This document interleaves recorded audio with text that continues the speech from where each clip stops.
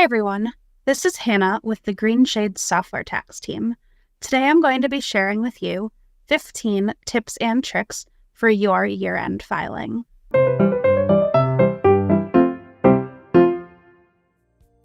Tip number 6. Use the right form of 1099 for your vendors.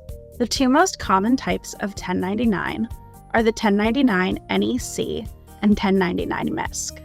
The 1099 NEC was reintroduced in tax year 2020 and should be used for individual independent contractors who complete work for your company but are not employees of your company.